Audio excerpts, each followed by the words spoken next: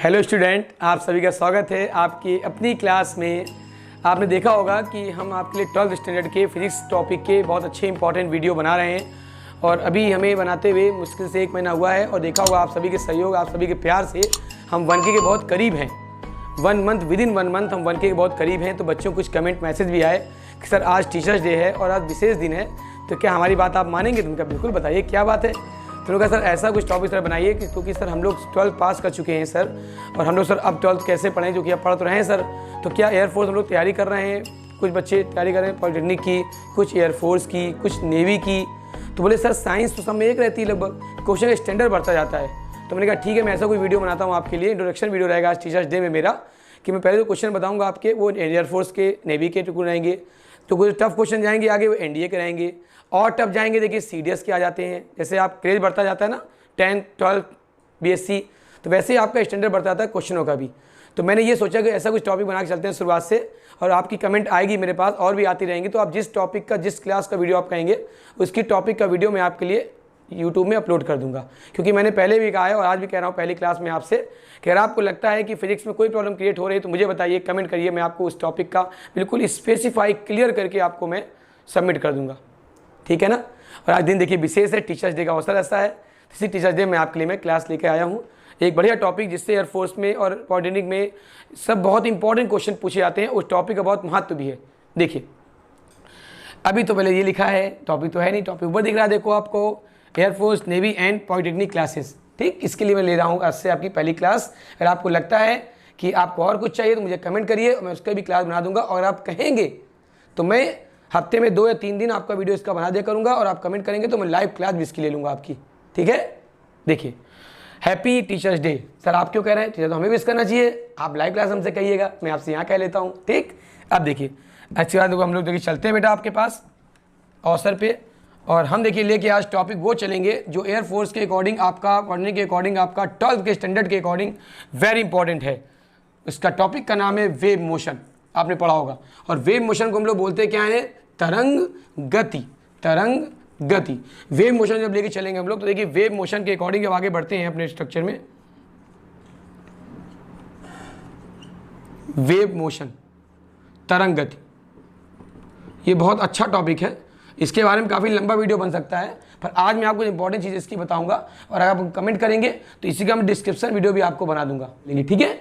अब ये तरंग गति के सबसे इंपॉर्टेंट टॉपिक आपके आते हैं कुछ, आपको ध्यान होगा, मैं टॉपिक साइड में लिख देता हूँ आपके लिए। एक आपने पढ़ा होगा व्यतिकरण, इंटरफ्रेंस, व्यतिकरण, इंटरफ्रेंस।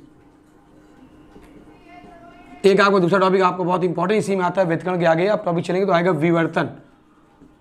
ये बहुत वेव मोशन के ऐसे टॉपिक हैं जो हर एग्जाम में पूछ जाते हैं, और 12th स्टैंडर्ड में आपने इनको बहुत अच्छे से पढ़ा भी होगा। विवर्तन, डिफ्रैक्शन, ठीक, फर्स्ट टॉपिक, सेकंड टॉपिक। और थर्ड आपको इसी में आता है, आपने पढ़ा होगा प्रकाश का धुआं, प्रकाश का ध्रुवण, पोलराइजेशन ऑफ लाइट। ये लाइट के काफ़ी इंपॉर्टेंट टॉपिक में है, और इन तीनों से एयरफोर्स हो, एनडीए हो, नेवी हो, पॉलिटेक्निक हो, कोई एग्जाम देखिए आप, इससे बहुत क्वेश्चन पूछे जाते हैं इस टॉपिक से, क्योंकि ये तरंग गति के मेन टॉपिक में आता है। इसका नाम है तरंग प्रकाश की, वेव ऑप्टिक्स, वेव ऑप्टिक्स। अब देखिए सब टॉपिक आपको शुरू होता है, सबसे इंपॉर्टेंट टॉपिक आपका आता है तरंग। पहले क्या होती है ना, तो तरंग के बारे में थोड़ा चर्चा कर ले 1 मिनट। तरंग क्या होती है? तरंग को बोलते हैं वेव। सर वेव कैसी होती है? देखिए माध्यम जो कण से बढ़ते हैं ऐसे करके, कण बहुत सारे होते हैं, तो उनका एक मोशन होता है ऐसे करके, क्योंकि प्रकाश चलता है सीधी रेखा में, आपने पढ़ा है। लेकिन जब वो विद्युत चुंबकीय तरंगों के रूप में आगे बढ़ता है तो उसका मोशन कैसे हो जाता है? वक्राकार, इस तरह। इससे क्या ना माध्यम मान ले तो क्या होगा? देखो ये अप एंड डाउन हो रहा है, और देख लीजिए ऐसे करके, ये आपका मोशन बना, माध्यम हो गया। ये तरंग यहाँ से बड़ी, ऐसे ऐसे ऐसे करके बढ़ता जाता है, और जाता है इलेक्ट्रोमैग्नेटिक वेव्स। इनका वेग कितना वेलोसिटी होती है? 3×8 मीटर पर सेकेंड, ठीक। और इसका होता है 3×5 किलोमीटर पर सेकेंड। प्रकाश लगभग 1 सेकंड में 3 लाख किलोमीटर चलता है। सोचिए कितनी तेज चलता है प्रकाश। और प्रकाश चूंकि बहुत दूर से आता है तो हमारी आंख तक उसको आने के लिए बहुत दूरी तय करनी पड़ती है, जिसका पढ़ा होगा अपने टॉपिक प्रकाश का प्रकीर्णन में, ठीक। अब देखिए इसकी वेलोसिटी हम लेके चलते हैं, तो ये किस में चाल होती है? वैक्यूम। वैक्यूम मतलब निर्वात में, ठीक, निर्वात में प्रकाश चाल इतनी होती है। अब देखिए इसी को आगे चलते हम लेके टॉपिक से। तो तरंग क्या होती है? तरंग होती है जब माध्यम में जब माध्यम में अत्यंत सूक्ष्म कण एक विक्षोभ के रूप में, ऐसे ये एक विक्षोभ के रूप में आगे बढ़ते हैं तो उसे क्या बोलते हैं? तरंग। माध्यम में जब अत्यंत सूक्ष्म कण एक विक्षोभ के रूप में निश्चित वेग से आगे लगातार बढ़ते जाते हैं तो उसे बोलते हैं तरंग। क्लियर हुआ?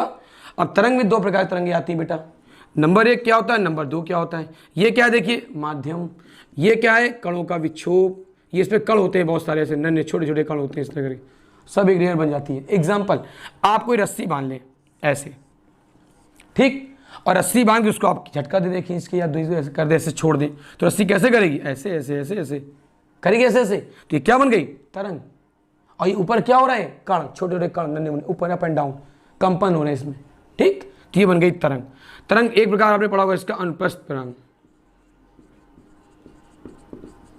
और एक आपने पढ़ा होगा अनुदैर्ध्य तरंग।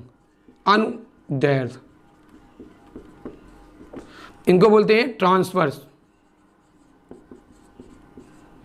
वेव, इनको बोलते हैं लॉन्गिट्यूडनल वेव।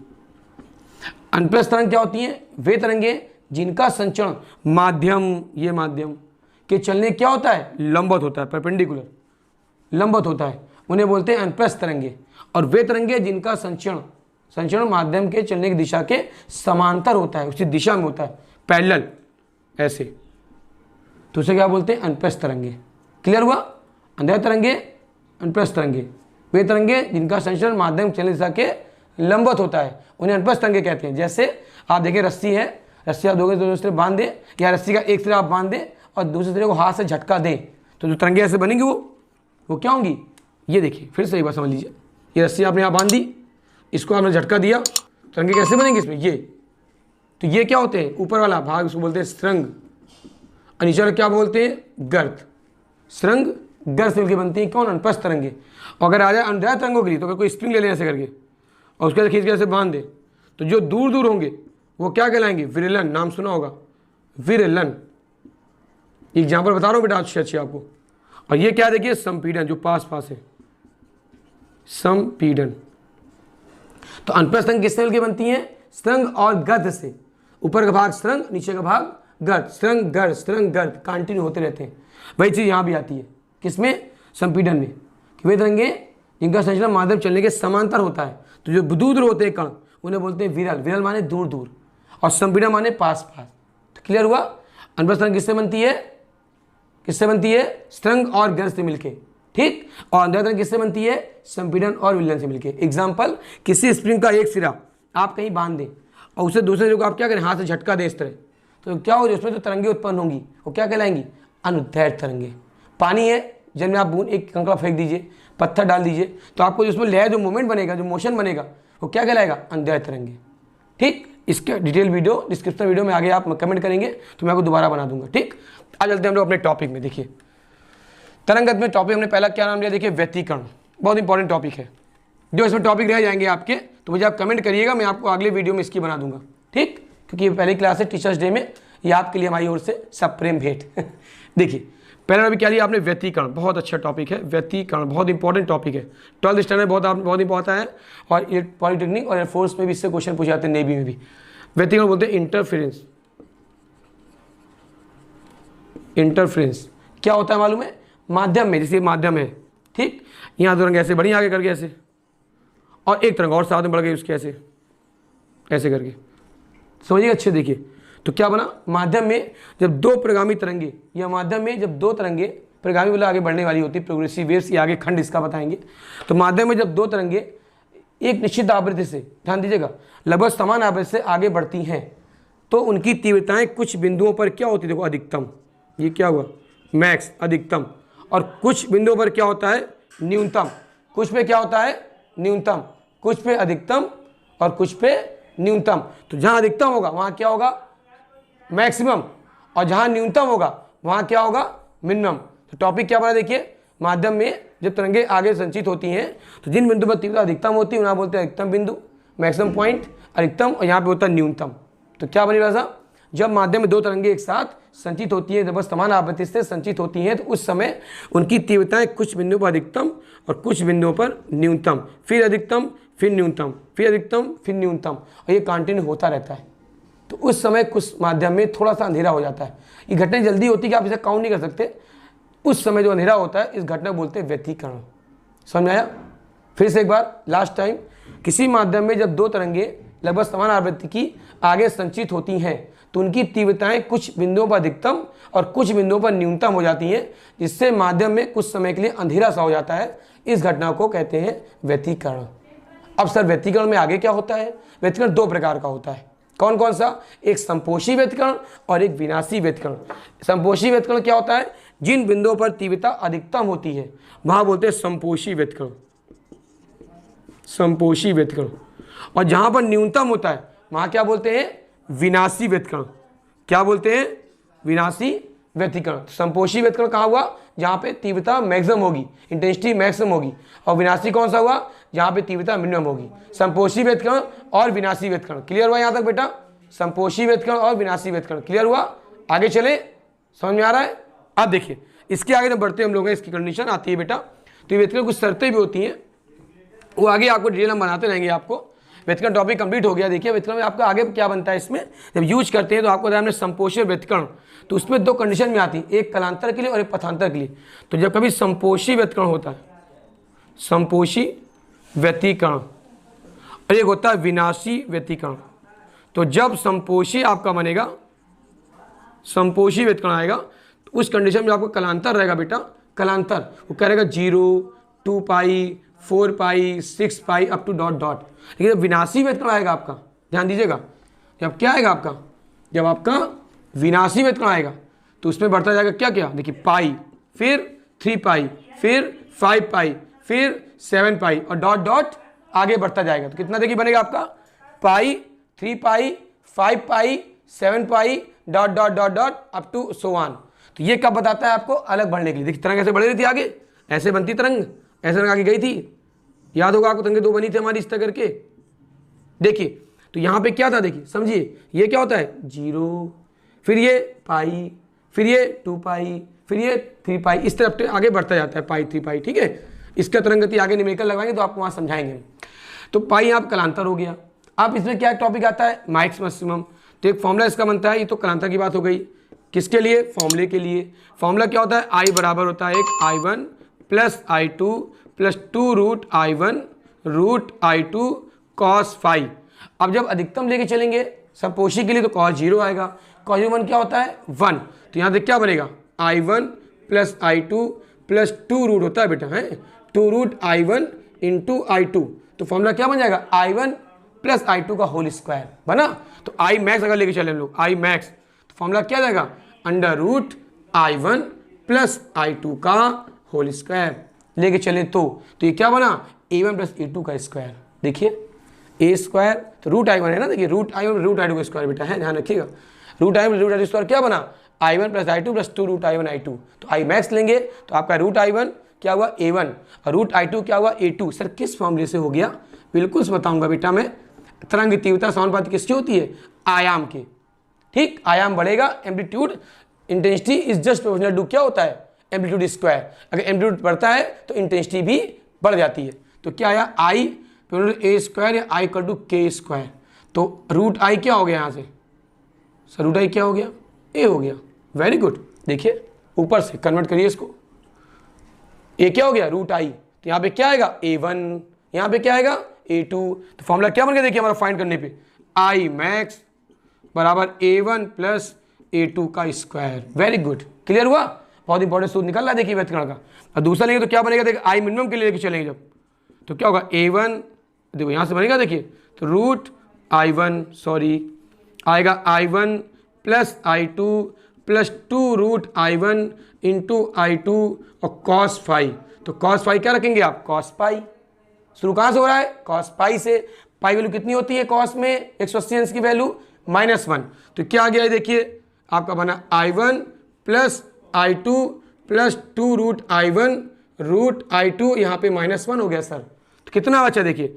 I मिनिमम बराबर I1 प्लस I2 और प्लस माइनस माइनस हो जाएगा ना, तो 2 root I1 into root I2। पूरा सॉल्व करेंगे तो इसका फॉर्मूला क्या बनेगा देखिए? I मिनिमम बराबर √I1 माइनस √I2 का होल स्क्वायर। देखिए मैंने समझाया ना आपको अभी कि आई क्या होता है, intensity is just proportional to amplitude square. इसका फॉर्मूला बनाएंगे तो क्या आएगा, देखिए यहाँ पे A1 और माइनस A2 का स्क्वायर बन जाएगा लाइक पहले की तरह। तो फॉर्मूला क्या बन गया, आई मिनिमम बराबर A1 माइनस A2 का होल स्क्वायर और I1 प्लस I2 बराबर क्या हुआ, A1 प्लस A2 का होल स्क्वायर। तो इससे एक नया फॉर्मूला बन जाता है, जानते हो क्या, बहुत इंपॉर्टेंट फॉर्मूला बन जाता है, आई मैक्स बटे आई मिनिमम बराबर A1 प्लस A2 का होल स्क्वायर बटे A1 माइनस A2 का whole square. This is the important formula of तरंगों की तीव्रताओं में संबंध, अधिकतम तीव्रता और न्यूनतम तीव्रता में संबंध। यहां से देख लीजिए अगर ना दिख रहा हो आपको, क्या है, आई मैक्स बटे आई मिनिमम बराबर A1 प्लस A2 का होल स्क्वायर बटे A1 माइनस A2 का होल स्क्वायर। काफी इंपॉर्टेंट फॉर्मूला था, इसलिए मैं इसको पूरा डायरेक्ट थोड़ा अच्छे से बता दिया कि आपको संपोषी विनाशी में रिलेशन समझ में आ जाए कि संपोषी विनाशी में क्या होता है। इसके न्यूमेरिकल भी आपको बता देंगे धीमे धीमे, पर उसके कुछ इंपॉर्टेंट फॉर्मूले जब हो जाते हैं तो और समझ में अच्छे से आता है। इसका स्क्रीनशॉट आपको बाद में लिवा दूंगा मैं, क्योंकि पहले मैं बता रहा हूँ, आज पहली दिन मेरी क्लास है, तो आपको अगर अच्छा लगे तो आप कमेंट करिए, तो मैं ऐसी क्लासेस वीडियो आपको ऐसे ही बनाता रहूँगा। ठीक, अब देखिए सवाल इससे आया कि तरंगों की तीव्रताओं में 3:4 का अनुपात है, यानी I1:I2। एक क्वेश्चन देख लीजिए इसी का, I1:I2 बराबर क्या दिया, 3:4 सपोज, और कह रहा है इसका I max upon I minimum. Sir बता दीजिए, बता दीजिए। अच्छा बता देंगे भाई। तो देखो अब कैसे बनाएंगे, A1 प्लस A2 बनाना है हमको। देखो तो A1 का स्क्वायर प्लस A2 का स्क्वायर लेके चलेंगे। तो अगर हमें रेशियो तीव्रता में दिया है, तो जब भी अनुपात तीव्रता में दिया होगा तो क्या दिया होगा, 3 नहीं दिया होगा, 9 दिया होगा। क्यों, 3 का स्क्वायर 9, और जब 4 नहीं दिया होगा 16 दिया होगा। क्यों, 4 का स्क्वायर।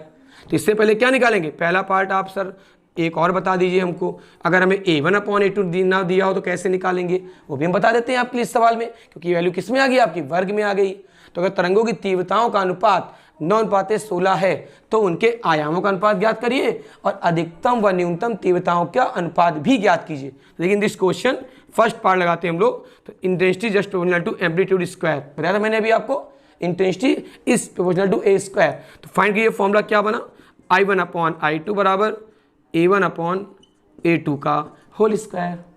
तो क्या है देखिए यहाँ से 9/16 बराबर A1 अपॉन A2 का होल स्क्वायर। इसका वर्गमूल लेंगे, square root both are side. तो क्या हुआ, 3/4 equal to A1 upon A2 is the answer. है पहला आंसर नहीं, कितना अच्छा आया वर्ग से। सेकंड देख लीजिए इसका पार्ट, आई मैक्स हमको निकालना है बेटा, तो क्या करेंगे, I max upon I minimum बराबर क्या है, देखिए A1 प्लस A2 मतलब क्या हुआ, मान रख देंगे, बटे A1 माइनस क्या A2 क्या हुआ, वो भी मान रख देंगे भाई, रख दीजिए। तो क्या आया, I max upon I minimum बराबर A1 प्लस A2 क्या है, देखिए अपॉन में है, तो इसका मान निकालना तो क्या ले सकते हैं, किसी एक मतलब कॉम्प्लेक्स मल्टीप्लाई कर दीजिए, है ना, वेरिएबल से। तो क्या हो जाएगा 3A, और ये क्या हुआ प्लस 4A का स्क्वायर बटे 3A माइनस 4A का स्क्वायर। सॉल्व कर लीजिए बेटा, तो ये हुआ 7A का होल स्क्वायर और ये हुआ माइनस A का होल स्क्वायर। तो कितना आया 49 का into A square upon A square, square cancel. तो आंसर क्या आया 49:1। तो आपका आंसर आ गया I max is to I minimum बराबर 49:1, 49:1। And this is the answer of ratio between the maximum intensity and minimum intensity. Understood, मेहनत करी थोड़ी सी हमने भी तो ये आपका आयाम का अनुपात आ गया और ये आपका तीव्रता का अनुपात, जो कि बहुत इंपॉर्टेंट है 12th स्टैंडर्ड में भी और आगे आपके कॉम्पिटिशन एग्जाम में तो आता ही आता है। इससे इसी में एक पॉइंट और आ जाता है, अधिकतम कलांतर न्यूनतम कलांतर की स्थितियों के लिए, तो इसकी थोड़ा डिटेल चर्चा सॉल्व कर ले 1 मिनट में। फिर अगर आप मुझे कहेंगे इसके आगे तो मैं यहाँ पे छोड़ रहा हूँ क्लास, क्योंकि अगला वीडियो आप टॉपिक मुझे मैसेज करिए, मुझे आप कमेंट करिए, तब मैं आपके अगला वीडियो इस तक बनाऊंगा इसी टॉपिक के आगे। ठीक, देखिए इतना सॉल्व तो आपका स्क्रीन शॉट ले सकते हैं, कोई मतलब नहीं कि स्क्रीन शॉट तो आप प्रैक्टिस करने पे नहीं लेंगे। फॉर्मूला पर जो हमने किया था वो डिफाइन मेन था। ठीक, जैसे आपका इसमें कोई आता है 2 पॉइंट कलांतर स्थितियों के लिए का आपने ध्यान दिया होगा, तो एक फॉर्मूला आता है इसमें बेटा कलांतर, एक आता है पथांतर। ठीक, जैसे सपोज कलांतर फॉर्मूला होता है दीप्त, 2 कंडीशन बनती है, एक दीप्त एक अदीप्त। मान लो सपोज बनी दीप्त, दीप्त के लिए क्या बनाओगे आप, ध्यान देना, दीप्त बनाओगे आप फाई बराबर कलांतर में है तो आ जाएगा 2n पाई दीप्त के लिए, और अदीप्त के लिए बनाओगे तो क्या होगा फाई बराबर 2 ब्रैकेट में n-1 इंटू पाई। अब सर ये आया था कहाँ से? दीप्त माने क्या होती है? जो चमकदार फ्रिंजें प्राप्त होती है पर्दे पर वो दीप्त कहलाती हैं, और जो प्राप्त होती है काली फ्रिंजें मतलब कि जैसे संपोषी व्यतकरण तो वहाँ दीप्त होगा, और विनाशी व्यतकरण तो वहाँ दीप्त होगा। तो दीप्त, दीप्त और क्या नाम लिया मैंने? अदीप्त। आया दो चीज़। तो इसका अगर लेस वाला को लैम्डा को दिया है, मान लीजिए क्वेश्चन लैम्डा निकालना है, तो अगर लैम्डा दिया मान लीजिए 6000 या कुछ भी दिया पाई एंगल, तो आप उससे निकाल सकते हैं। ठीक, मतलब एन का मान 1 रखा 2 पाई, 2 रखा 4 पाई, 3 रखा 6 पाई, इस तरह से यहाँ रख कैसे निकाल सकते हैं मान n = 1 2 3 करके। और अगर हम लोग पथांतर की बात करें, जहाँ रखना पथांतर 0 से होता है स्टार्टिंग n की, तो वहाँ पे क्या होता है? इसका होता है डेल्टा विस्थापन। पथांतर क्या आता है? पथांतर। डेल्टा एक्स को कह सकते हैं आप। तो आता है कितना? n lambda. दीप्त के लिए क्या आता है? n lambda. और अदीप्त के लिए क्या आएगा बेटा? क्या आएगा बेटा? बोलिए बोलिए। अच्छा आप लाइव क्लास में बोलिएगा। क्या आएगा जानते हैं? आएगा n-1/2 लैम्डा। इस टाइप क्वेश्चन ले ले, छोटा सा ले ले क्वेश्चन, एक छोटा सा बस, बिल्कुल छोटा सवाल इसके लिए आपके लिए मैं बना देता हूँ क्वेश्चन। सपोज तरंगदैर्घ्य क्वेश्चन दिए लैम्डा बराबर, मान लो लैम्डा बराबर दिए मान लीजिए 7000 एंगस्ट्रॉम, और कह रहा है तृतीय निम्नलिखित की ज्ञात करिए। सपोज तृतीय फ्रिंज की ज्ञात करिए, तीसरी फ्रिंज की ज्ञात करिए। तो इनका मान क्या दे दिया? 3।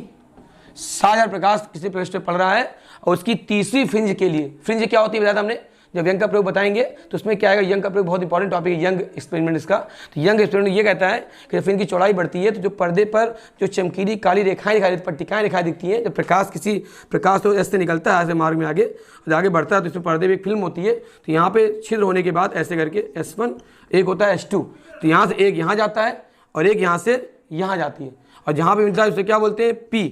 ये क्या आपका हो गया? O।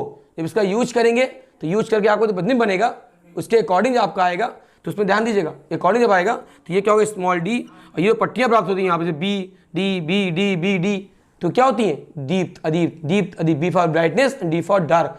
तो थोड़ा स्रोत से निकलने तरंगे जब सन्मुख रखे पर्दे के बिंदु पर जो काली और चमकीली रेखाएं दिखाई देती हैं, उन्हें कहते हैं चमकीली रेखाओं को दीप्त और काली रेखाओं को अदीप्त। क्लियर हुआ? तो ये होता है दीप्त अदीप्त। तो क्वेश्चन अगर हम इसका लगाए थे बेटा, सवाल देखिए आप, तो वो लैम्डा दिया है, हमें निकालना क्या है? कलांतर। तो देखो पहला पार्ट क्या आएगा कलांतर का? फाई आपने लिखा, 2n क्या रखोगे? 3, यहाँ रख दिया पाई, तो कितना आंसर आ गया? 6 पाई रेडियन। आंसर कितना सरल, देखिए आंसर, ट्रिक आंसर, फटाफट। बहुत आता क्वेश्चन है पेपर में। कलांतर पदांतर ज्ञात करिए, अदीप्त के लिए ज्ञात करिए, दीप्त के लिए ज्ञात करिए, दोनों के लिए ज्ञात करिए, है ना। और दूसरा पॉइंट क्या आया? अदीप्त के लिए करेंगे, दीप्त के लिए, अदीप्त के लिए करें तो क्या आएगा?